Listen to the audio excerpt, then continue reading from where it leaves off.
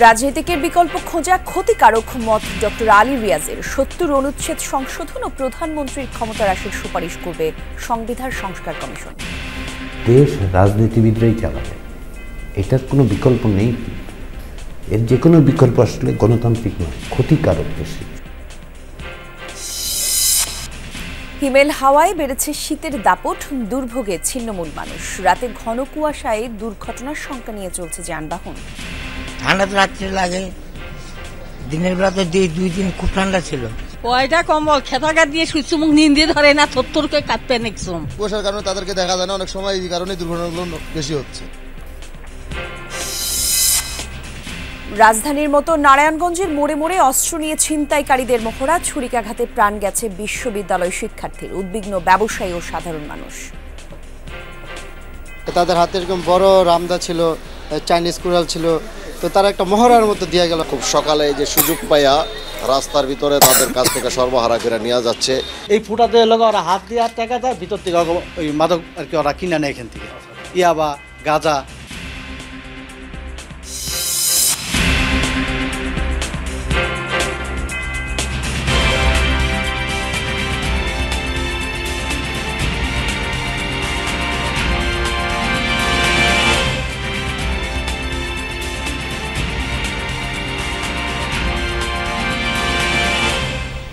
যমুনা নিউজে আমন্ত্রণ আপনাদের সবাইকে। সঙ্গে আমি জান্নাতুল কুলি আছি। শুরুতেই দেখছিলেন শিরোনামগুলো। সংবিধানের প্রস্তাবিত সংস্কার রাজনীতিবিদরাই বাস্তবায়ন করবেন বলে মনে করেন সংবিধান সংস্কার কমিশন প্রধান অধ্যাপক আলী রিয়াজ। রাষ্ট্র পরিচালনায় রাজনীতিকের কোনো বিকল্প খোঁজা ক্ষতিকারক বলে মত তার। জানান, সংবিধানের ৭০ অনুচ্ছেদ বাতিল এবং প্রধানমন্ত্রীর ক্ষমতা হ্রাসের বিষয়ে সব পক্ষ একমত হওয়ায় তার সুপারিশ করতে যাচ্ছে কমিশন। এছাড়াও নির্ধারিত সময়ে নির্বাচন, কার্যকর সংসদ, গতিশীল প্রশাসন এবং রাষ্ট্রীয় প্রতিষ্ঠানগুলো সক্রিয় রাখার বিষয়ে একমত হয়েছেন তারা। ৫ আগস্ট শেখ হাসিনার পতনের পর নতুন করে আলোচনায় আসে রাষ্ট্র সংস্কারের প্রসঙ্গ। সেই ধারাবাহিকতায় অন্তর্বর্তীকালীন সরকার গঠন করে বেশ কয়েকটি কমিশন। যে কোনো ধরনের ফ্যাসিবাদী শাসন ব্যবস্থার উত্থান হোক। এর মধ্যে সবচেয়ে গুরুত্বপূর্ণ সংবিধান সংস্কার কমিশনের নেতৃত্ব দিচ্ছেন ডক্টর আলী রিয়াজ। গেল ৩ মাসে বিভিন্ন রাজনৈতিক দলসহ পেশাজীবীদের সাথে আলোচনা সেরেছে এই কমিশন। তার ভিত্তিতে তৈরি হচ্ছে চূড়ান্ত প্রতিবেদন। ৭ জানুয়ারি সরকার প্রধানের কাছে তা হস্তান্তর করার কথা। নির্ধারিত সময়ে নির্বাচনের পর কার্যকর সংসদ বহাল রাখা, বিচার ব্যবস্থার উপর হারানো আস্থা ফেরানো, ক্ষমতাসীন দল ও প্রশাসনের জবাবদিহি নিশ্চিত করার উপায় নিয়ে সুপারিশ থাকছে আলী রিয়াজ কমিশনের। আমাদের রেকমেন্ডেশনগুলোর প্রথম জিনিস হচ্ছে যেন ক্ষমতা এক ব্যক্তির হাতে না যায়। ক্ষমতা যার কাছেই থাকবে সে যেন দায়িত্ব বলে বিবেচনা করে এবং তার জন্য জবাবদিহির ব্যবস্থা থাকে। যে নির্বাচনের প্রতি নির্দিষ্ট সময় পরে পরে এটা ধ্বংস করে দেওয়া হচ্ছে, তাহলে এইটা রিস্টোর করতে হবে। আরেকটা জবাবদিহির জায়গা হচ্ছে সংসদ। তাহলে সংসদ যে কাজ করলো না, তার কমিটিগুলো, সেগুলিকে শক্তিশালী করতে হবে। আর সংসদে ফ্লোর ক্রসিং রহিত করার বিধান, ৭০ অনুচ্ছেদ বাতিল এবং সরকার প্রধান তথা প্রধানমন্ত্রীর অসীম ক্ষমতা কমানোর ব্যাপারেও রাজনৈতিক দলগুলোর ঐক্যমত আছে বলে জানান তিনি। আর্টিকেল 70 কনসেনসাস তৈরি হয়ে গেছে, কিন্তু যে এইভাবে করতে হবে। কনসেনসাস তৈরি হয়ে গেছে যে প্রধানমন্ত্রীর হাতে এত ক্ষমতা দেওয়া যাবে না। এটা রাজনৈতিক দল বলছে, সিভিল সোসাইটি বলছে, ব্যক্তি এসে বলছে, লিখে বলছে, ওয়েবসাইটে বলছে। আমরা যখন প্রশ্ন করছি যে ক্ষমতার ভারসাম্য, এরকম অনেক জায়গায় ঐক্যমত্য আছে। এর আগে ৯০-এর স্বৈরাচার বিরোধী আন্দোলনের সময় ৩ জোটের রূপরেখায় নানা সংস্কারের কথা বলা হলেও গত ২ যুগে ক্ষমতায় থেকে তা বাস্তবায়ন করেনি দলগুলো। এমন অবস্থায় এবারে যেসব বিষয়ে ঐক্যমত হবে তা বাস্তবায়ন নিয়ে সন্দিহান অনেকেই। তবে আস্থা রাখতে চান আলী রিয়াজ। রাজনৈতিক দলগুলোর একটা বড় অংশ এমনকি এই গণঅভ্যুত্থানের আগেই সংস্কারের কথা বলতে শুরু করেছে। এই সুপারিশ বাস্তবায়ন করবে রাজনীতিবিদরা। দেশ রাজনীতিবিদরাই চালাবে, এটার কোনো বিকল্প নেই। কিন্তু এর যে কোনো বিকল্প আসলে গণতান্ত্রিক নয়, ক্ষতিকারক দেশের। এই রাষ্ট্রবিজ্ঞানীর প্রত্যাশা, সাংবিধানিক প্রতিষ্ঠানগুলো কার্যকর রাখতে পারলে কমবে রাজনৈতিক সংকট। মাহফুজ মিশু, যমুনা নিউজ, ঢাকা। পৌষের মধ্যভাগে শীতের দাপট বেড়েছে সারা দেশে। কনকনে হিমেল হাওয়ায় যুবথুবু জনজীবন। আজ দেশের সর্বনিম্ন তাপমাত্রা রেকর্ড করা হয়েছে পঞ্চগড়ের তেঁতুলিয়ায় 9.4 ডিগ্রি সেলসিয়াস। শীতের পাশাপাশি বেড়েছে কুয়াশার দাপটও। সকালেও বিভিন্ন সড়কে হেডলাইট জ্বালিয়ে চলছে যানবাহন। তীব্র শীতে সবচেয়ে বেশি বিপাকে হতদরিদ্র আর খেটে খাওয়া মানুষ। খড়কুটো জ্বালিয়ে আগুনের তাপে উষ্ণতা খোঁজার চেষ্টা করছেন ছিন্নমূল মানুষ। এদিকে শীতের সাথে পাল্লা দিয়ে হাসপাতালেও বাড়ছে ঠান্ডাজনিত রোগীদের ভিড়। আক্রান্তদের মধ্যে বেশিরভাগই বৃদ্ধ আর শিশু। আর এই মাসে একাধিক শৈত্যপ্রবাহের পূর্বাভাস দিয়েছে আবহাওয়া অফিস। এদিকে ঘন কুয়াশার কারণে মধ্যরাত থেকে সকাল পর্যন্ত প্রায় 10 ঘন্টা বন্ধ ছিল পাচুরিয়া দৌলতী এবং আরিচা কাজিরহাট নৌরুটে ফেরি চলাচল। রাতে ঘন কুয়াশায় দুর্ঘটনার সংখ্যা নিয়েই মহাসড়কে চলছে যানবাহন। ঠান্ডা তো প্রচন্ড পরিমাণ শীত, কিন্তু আমাকে পেটের দায়ে নামতে হবে, কিছু করার নেই। শীত প্রচুর পড়তে আছে, যাতে আমরা গাড়ি চালাইতে খুব কষ্ট হয়। সেই ঘন কুয়াশা মানুষের জীবনযাত্রা খুবই বিপন্ন অবস্থা। প্রচণ্ড ঠান্ডা, এই বাতাসের জন্য কেউ বাহিরে বাড়াইতে পারতেছে না। শীতের খবর একটু জেনে নেব সহকর্মীদের কাছ থেকে। শুরুতেই আমরা যাব রাজশাহীতে, তারপর ঢাকা শীতের তথ্য দর্শক আপনাদের জানাবো। রাজশাহীতে যাচ্ছে শুরুতে সহকর্মী তারেক মাহমুদ আমাদের সঙ্গে যুক্ত দেবেন। তারেক, রাজশাহীতে শীতের অনুভূতি কেমন হচ্ছে জানাবেন। ছিন্নমূল মানুষের দুর্ভোগের কথা বলছিলাম আমরা সংবাদে। রাজশাহীতে কি অবস্থা জানাবেন, যারা বিত্তবান আছেন তারা সাহায্যের জন্য এগিয়ে আসছেন কিনা সাধারণ মানুষের দুর্ভোগ কমাতে? রাজশাহীতে শীতের যে তীব্রতা সেটি খুব সকালে, ভোরে, রাতে এবং সন্ধ্যার পরে কিন্তু বেশি, এবং সকাল 9টার পরে রাজশাহীতে শীতের এই রোদের দেখা মিলছে। সে কারণে আস্তে আস্তে শীতের তীব্রতা কিছুটা কমলেও আসলে কনকনে ঠান্ডা বাতাসের কারণে শীতের যে তীব্রতা সেটি কিন্তু রয়েছে। এবং রাস্তায় কিন্তু খেটে খাওয়া যারা সাধারণ মানুষ রয়েছে তাদের ক্ষেত্রে যে ভোগান্তি, খুব সকাল থেকে তারা বের হয়েছেন, তারা কাজ পাচ্ছেন না। এবং আমি ঠিক এখন রয়েছি রাজশাহীর তালাইমারি এলাকাতে। এখানে একটু আগেই কিন্তু প্রায় 40 থেকে 50 জন শ্রমিক তারা কাজের সন্ধানে এসেছিলেন, অনেকে কাজ না পেয়ে কিন্তু ঘুরে গেছেন। অন্যদিকে যতটুকু আজকে আবহাওয়া অফিসের সাথে কথা বলেছি যে দিনের সর্বনিম্ন তাপমাত্রা কিন্তু গত কয়েকদিন থেকে 9 ডিগ্রির ঘরে থাকছে। এমন পরিস্থিতিতে আমরা যতটুকু দেখতে পাচ্ছি যে বাইরে কিন্তু হিমেল হাওয়া সেটি রয়েছে। গত কয়েকদিন থেকে দেরিতে হলেও কিন্তু সূর্যের দেখা মিলছে, তবে তাপমাত্রা কম থাকায় হিমেল হাওয়ার যে কনকনে ঠান্ডা বাতাস, শীতের তীব্রতা সেটি রয়েছে। আমি কথা বলেছি রাজশাহী আবহাওয়া অফিসের সাথে। আবহাওয়া অফিসের কর্মকর্তারা যেমনটি বলেছেন যে আজকে সকাল 6টায় সর্বনিম্ন তাপমাত্রা 12.5 ডিগ্রি সেলসিয়াস। এ সময় বাতাসের আপেক্ষিক আর্দ্রতার পরিমাণ ছিল 94%। সকালের পরে আসলে আর্দ্রতা বাড়বে এবং শীত কিছুটা কমতে শুরু করবে। আবহাওয়া অফিস তেমনটি বলেছে। গত কয়েকদিন থেকে কিন্তু শীতের তীব্রতা বাড়বে এবং সেই সাথে সাথে গত কয়েকদিন পরে কিন্তু গুড়ি গুড়ি বৃষ্টি হতে পারে, আবহাওয়া অফিস তেমনটি বলছে। এবং শীতের তীব্রতা কমাতে ছিন্নমূল মানুষের পাশে এখন পর্যন্ত রাজশাহীতে শীতের যে গরম কাপড় যে বিতরণের যে কার্যক্রম সেটি কিন্তু আমরা তেমনভাবে, কিন্তু সাধারণ মানুষ কষ্টে রয়েছেন। শীত নিবারণের জন্য খড়কুটা জ্বালিয়ে কিন্তু অনেকে সন্ধ্যার পরে শীত নিবারণের যে চেষ্টা সেটি করছেন। কলি, ধন্যবাদ আপনাকে তারেক। রাজধানীর শীতের চিত্র একটু আপনাদের জানাবো দর্শক। রাজধানীর বাংলা মোটর থেকে সহকর্মী শাকিল হাসান যোগ দিচ্ছেন। শাকিল, একটু জানবো রাজধানীতে শীতের প্রকোপ কেমন দেখছেন? ছিন্নমূল মানুষ তো রয়েছেই, প্রচুর মানুষ কাজের জন্য বেশ সকাল সকাল বের হয়। একটু জানাবেন আজকে শীতের তীব্রতা কেমন রাজধানীতে অনুভূত হচ্ছে, সাধারণ মানুষ কি বলছেন? কলি, শুভ সকাল। আমার পোশাক দেখে নিশ্চয়ই বুঝতে পারছেন আজকে রাজধানীর শীত কিন্তু খানিকটা কম।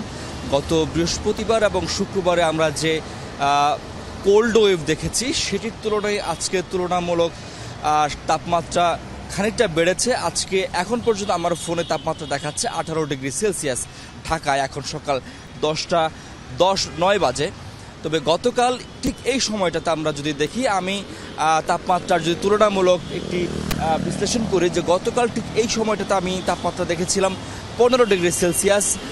ঠিক একই রকম বৃহস্পতিবারেও প্রায় এরই কাছাকাছি ছিল, কিন্তু আজকে একটু তাপমাত্রা বেড়েছে। এর মূল কারণটা আবহাওয়া অফিস বলছে কুয়াশা, বিশেষত কুয়াশা, আর এর পাশাপাশি আরও যে রাজধানীর বিভিন্ন যানবাহন এবং সড়ক থেকে উঠে আসা ধুলার কারণে এই ধুলা এবং কুয়াশা মিলে যে ধোঁয়াশার তৈরি হয় সেটি হলো সূর্যের তাপ বা আলোকে পৃথিবীর পর্যন্ত পৌঁছতে দেয় না। যে কারণে গতকাল আমরা দেখেছি যে দৃষ্টিসীমা বেশ খানিকটা কমে গিয়েছিল। যেমন আমি এখন যেখানে দাঁড়িয়ে আছি বাংলা মোটর সিগন্যালের ঠিক সামনে, এখান থেকে কারওয়ান বাজারের মেট্রো স্টেশন দেখা যেত না গতকালও, কিন্তু আজকে কিন্তু আমি স্পষ্টই দেখতে পাচ্ছি এবং দূরের ভবনগুলো কিন্তু আজকে বেশ স্পষ্ট দেখা যাচ্ছে। যেহেতু এই ধোঁয়াশার কারণে গত বৃহস্পতি এবং শুক্রবার সূর্যের তাপ পৃথিবী পৃষ্ঠে পৌঁছতে পারেনি, এ কারণে কিন্তু শীত বেশি অনুভূত হয়েছে। এবং পাশাপাশি গতকাল শুক্রবার এবং বৃহস্পতিবার বেশ খানিকটা বাতাসও ছিল, এই বাতাসের কারণে কিন্তু শীত বেশ খানিকটা বেশি অনুভূত হয়েছে। আজকে তুলনামূলক বাতাস কম, এই কারণেও তাপমাত্রা আজকে বেশ খানিকটা বেশি। তবে মানুষজনের বের হওয়া কিন্তু আজকে কম, যদি আজকে সরকারের ছুটির দিন শনিবার, হয়তো মানুষজন দুপুরের পর বের হবেন। ধন্যবাদ আপনাকে শাকিল। শুধু রাজধানী না, ছিনতাই, চাঁদাবাজি, মাদক কারবার বেড়েছে সারা দেশে। এসব ঘটনাকে কেন্দ্র করে একের পর এক হত্যাকাণ্ডের ঘটনাও ঘটছে। সম্প্রতি নারায়ণগঞ্জে ছিনতাইকারীদের ছুরিকাঘাতে প্রাণ গেছে এক বিশ্ববিদ্যালয়ের শিক্ষার্থীর। শুধু তাই না, দেশীয় অস্ত্র নিয়ে ছিনতাইকারীদের মহড়া, মোড়ে মোড়ে ছিনতাই যেন নিত্যদিনের ঘটনা হয়ে দাঁড়িয়েছে। এগুলো নিয়ে উদ্বিগ্ন নারায়ণগঞ্জের ব্যবসায়ী এবং সাধারণ মানুষ। নারায়ণগঞ্জ প্রতিনিধি আমির হোসেন স্মিথকে সাথে নিয়ে বিস্তারিত জানাচ্ছেন সহকর্মী আশিক মাহমুদ। 12 ডিসেম্বর ভোরে নারায়ণগঞ্জ শহরের ডিআইটি এলাকায় বিশ্ববিদ্যালয়ে যাওয়ার পথে ছিনতাইকারীদের ছুরিকাঘাতে গুরুতর আহত হয় আমেরিকান ইন্টারন্যাশনাল ইউনিভার্সিটি AIUBর শিক্ষার্থী ওয়াজেদ সীমান্ত। এর 2 দিন পর ঢাকা মেডিকেলে চিকিৎসাধীন অবস্থায় মারা যায় সীমান্ত। একমাত্র ছেলেকে হারিয়ে দিশেহারা তার স্বজনরা। কাঁদতে কাঁদতে চোখের জল শুকিয়ে গেছে। ছুরি মারছে কি মারছে দেখেন না, কোথাও আমরা পার দিছি তো জায়গা ছিল না, বুঝতানি শীতে ওটুকু আমার শীত ছিল, কম বাড়তে অনেক শীত ছিল, কুয়াশা ছিল। তো আসে আমি পরবর্তী আমি ব্যাগটা দিয়ে দিচ্ছি, ব্যাগ দেওয়ার পরে আমার লগে এই 5টা বাস্ত হয়েছে, 2 জন লোক 5টা বাস্ত হয়েছে, বোঝা গেছে ওর এখান দিয়ে পোস্ট, কপালে পোস্ট, আবার আসামিগো হাতের মধ্যে ব্যান্ডেজ আসলো, ওগো হাতে ব্যান্ডেজ। আমার ছেলে বলছে 2 জন, কিন্তু পরে ওই যে আসামিদের কথা বোঝা গেল, পিছন দিয়ে একজন দর্শক হয়েছে, বোঝা নাই, মনে করছে পুরোরই 5টা বাস্ত হয়েছে না, আর তোমার স্টেপ করছে ব্লাডও যেতেছে, ওখানে ব্লাড পড়া ছিল যেখানে। জোরালো অনুরোধ যে আপনারা দয়া করে আর কোনো বাবা মায়ের বুক খালি করবেন না। আপনাদের কাছে আমার অনুরোধ, আমার সন্তানের অনেক আশা স্বপ্ন ছিল, বাবা মাকে দেখবে, বাবা মার জন্য করবে, দেশের একটা সম্পদ। ভাই হারা হয়ে গেছি, ভাইয়ে রাখতে পারি না, সবসময় এখানে আসলে মনে হয় এখানে ল্যাপটপ নিয়ে এখনো বসে আছে, কিন্তু আমি দেখতে পারতেছি না। এখন মনে হয় যে ভাইয়া ভার্সিটি গেছে, কিন্তু আর কোনোদিন ওখান থেকে আসবে না। গত 21 ডিসেম্বর নারায়ণগঞ্জ শহরের হাকিম প্লাজার সিসি ক্যামেরার ফুটেজ এটি। ওই দিন সকাল 8:30টার দিকে একটি বাইকে করে আসে 2 জন। তাদের হাতে গরু জবাই দেয়া ছুরি। এর কিছুক্ষণ পর আবার বেরিয়ে যায় তারা। হাতে ছিল চাইনিজ কুড়াল। এগুলো দেখে উদ্বিগ্ন মার্কেটের ব্যবসায়ীরা। এই গেট দিয়ে তারা ঢুকছে, তাদের হাতে এরকম বড় রামদা ছিল, চাইনিজ কুড়াল ছিল, তো তারা একটা মহড়ার মতো দিয়ে গেল আর কি। আমার ক্যামেরা যেটা আর কি আমরা ধরা পড়ছে, বাট আমরা আর কি আতঙ্কিত, এই বিষয়গুলো নিয়ে আমরা খুবই আতঙ্কিত। যারা দূর থেকে পার্টিরা আসে মাল নিতে, তারা 2 নম্বর গেটে সকালের নামে খুব সকালে যে সুযোগ পাইয়া রাস্তার ভিতরে তাদের কাছ থেকে সর্বহারা করে নিয়ে যাচ্ছে। এমন অবস্থায় আমাদের মার্কেটের ব্যবসা বাণিজ্যর ক্ষতি হইতেছে। আমরা গুটি কয়টা ছিনতাইকারীর কাছে আমরা নগরবাসী জিম্মি হয়ে থাকতে পারি না, এটা থেকে আমরা পরিত্রাণ চাই। ছিনতাইয়ের সব ঘটনা সরেজমিনে অনুসন্ধানে নেমে এই মার্কেটের ঠিক পেছনে একটি পরিত্যক্ত ভবনের সন্ধান পায় টিম যমুনা। শহরের ভেতরে এই ভবনই ছিনতাইকারী আর মাদক কারবারিদের নিরাপদ আশ্রয়স্থল। বাইরে নিয়ে যায় আর কেনা বেচা হয় এখান থেকে, মানে এই যে সিনেমার টিকিটের মতো টিকিট কাউন্টার এখানে, মানে এখানে মাদকের কেনা বেচা। এই ফুটাতে লগা ওরা হাত দিয়ে টাকা দেয়, ভিতর থেকে ওই মাদক আর কি ওরা কিনে নেয় এখান থেকে, ইয়াবা, গাঁজা, এবার আরো অন্য কিছু, এগুলি আর কি ওরা এখানে বিক্রি করে। পরিত্যক্ত বিল্ডিং, এটা সন্ধ্যার পরে এখানে একটা মজমা জমে, অর্থাৎ এই যে হিরোইন, গাঁজা বা ট্যাবলেট, ইয়াবা, এগুলা নিয়ে সব পোলাপান, বহিরাগত কিছু পোলাপান আছে অত্যাচার করে, এবং যত শ্রমিক আছে তাদের কাছ থেকে টাকা পয়সা ছিনিয়ে এনে, মোবাইল ছিনিয়ে এনে। নারায়ণগঞ্জ সদর থানায় খোঁজ নিয়ে জানা গেছে সীমান্ত হত্যার ঘটনায় জড়িত ছিল 3 ছিনতাইকারী। এদের মধ্যে 2 জনকে গ্রেপ্তার করা হয়েছে। পুলিশ বলছে এই ধরনের অপরাধ আগের থেকে কমেছে। ছিনতাইয়ে যারা জড়িত, আমরা প্রতিদিনই কিছু না কিছু লোককে আমরা গ্রেপ্তার করতেছি, আসামিদেরকে, এবং তাদেরকে আইনানুগভাবে আমরা আদালতে প্রসিকিউট করতেছি। একটাই কথা, কোনো ছিনতাইকারী, কোনো অপরাধী এখানে ছাড় পাবে না। শুধু আশ্বাসের বাণী নয়, নারায়ণগঞ্জবাসীর দাবি একটাই, নিশ্চিত হোক জানমালের নিরাপত্তা। আশিক মাহমুদ, যমুনা নিউজ, নারায়ণগঞ্জ। কাজের চাপ কমাতে প্রশান্তির জন্য দৌড়, এই স্লোগানে রাজধানীতে আয়োজিত হলো CRU ফান রান 2025, যার সার্বিক সহযোগিতায় ছিল বসুন্ধরা রানার্স। রাজধানীর বসুন্ধরা আবাসিক এলাকায় আয়োজিত 5 কিলোমিটার দৌড়, এতে অংশ নেন প্রায় শতাধিক দৌড়প্রেমী। পৌষে মৃদু শীতের মতো অনুকূল আবহাওয়ায় দৌড়াতে পেরে উচ্ছ্বাস প্রকাশ করেন অংশগ্রহণকারীরা। তারা বলেন, কাজের মাঝে যে ক্লান্তি চেপে বসে সেই চাপ দূর করতে মাঝে মাঝে এমন আয়োজন প্রশান্তি দেয়। আয়োজকরা জানান, সুস্থতা এবং মানসিক প্রশান্তির জন্য দৌড় দারুণভাবে কাজ করে, আর তাই কাজের মাঝে মাঝে এমন আয়োজন মানসিকভাবে উজ্জীবিত করবে। এবারে CRU ফান রানে চ্যাম্পিয়ন হয়েছেন Mohammad Murtaza, first runner up হয়েছেন তানজিম আহমেদ এবং মোহাম্মদ আশিকুজ্জামান জিতে নিয়েছেন সেকেন্ড রানার আপের পুরস্কার। খুবই পারফেক্ট ওয়েদার ফর রানিং। গতকালকেও যেমন ছিল, একটু ভয় পেয়েছিলাম যে কি ধরনের হবে, but it's very nice today. অনেক ভালো লাগছে, এটা আমার ফার্স্ট 5K, তো হ্যাঁ, এন্ড থ্যাংক ইউ ডলি আপু সো মাচ। আমি ফার্স্ট টাইম যে ম্যারাথনে এরকম অংশ নিয়েছি এবং চ্যাম্পিয়ন হয়েছি, এজন্য অনেক অনেক আনন্দিত। অবশেষে না ফেরার দেশে পাড়ি জমালেন জাতীয় চলচ্চিত্র পুরস্কার প্রাপ্ত অভিনেত্রী ও নৃত্যশিল্পী অঞ্জনা রহমান। ইন্নালিল্লাহি ওয়া ইন্না ইলাইহি রাজিউন। মৃত্যুকালে তার বয়স হয়েছিল 60 বছর। শুক্রবার দিবাগত রাতে BSMMUতে চিকিৎসাধীন অবস্থায় মারা যান তিনি। তার মৃত্যুর সংবাদে হাসপাতালে ছুটে আসেন দীর্ঘদিনের সহকর্মীরা। আজ বাদ জোহর তার জানাজা অনুষ্ঠিত হবে দীর্ঘদিনের কর্মস্থল FDC-তে। সহকর্মী চিকিৎসকদের সব চেষ্টা ব্যর্থ করে অবশেষে না ফেরার দেশে পাড়ি জমালেন জাতীয় চলচ্চিত্র পুরস্কারপ্রাপ্ত বর্ষিয়ান অভিনেত্রী অঞ্জনা রহমান। শুক্রবার দিবাগত রাতে চিকিৎসাধীন অবস্থায় শেষ নিঃশ্বাস ত্যাগ করেন তিনি। গত কয়েকদিন ধরেই অসুস্থ ছিলেন একসময়ের বড় পর্দা কাঁপানো নায়িকা অঞ্জনা রহমান। চিকিৎসা নেন রাজধানীর একটি বেসরকারি হাসপাতালে। অবস্থার অবনতি হলে বুধবার রাতে তাকে নিয়ে আসা হয় বঙ্গবন্ধু শেখ মুজিবুর রহমান বিশ্ববিদ্যালয় হাসপাতালে। সেখানেই মারা যান বর্ষিয়ান এই অভিনেত্রী। মৃত্যুর সংবাদ শুনে রাতেই হাসপাতালে আসতে থাকেন তার দীর্ঘদিনের সহকর্মী, আত্মীয়স্বজন ও শুভানুধ্যায়ীরা। এ সময় হাসপাতালেই আবেগ আপ্লুত হয়ে পড়েন সকলেই।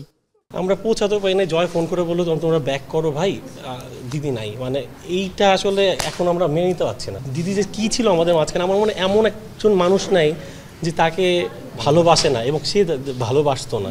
FDC-তে মনে হতো যে সিনিয়রদের মধ্যে যদি কেউ বুকে টেনে নেওয়ার মতো কেউ হয়, সেটা হচ্ছে অঞ্জনা আপু।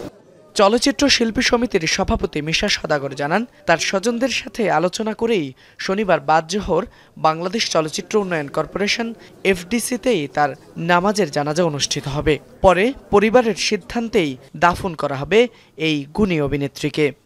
এরকম মানুষ, মানে পৃথিবী একটা মানুষও শিল্পীর সাথে সাথে একটা অত্যন্ত উঁচু দরের একটা মানুষ হারিয়েছে, অত্যন্ত বড় মনের একটা মানুষকে হারিয়েছে। অসুস্থ হওয়ার পর জানার পর উনি হয় একটু স্বাভাবিক একটা আর্টিস্ট মানুষ, এখন মনে হয় যে আর্টিস্টরা চায় না যে অসুস্থতার কথা ফোকাসে আনতে।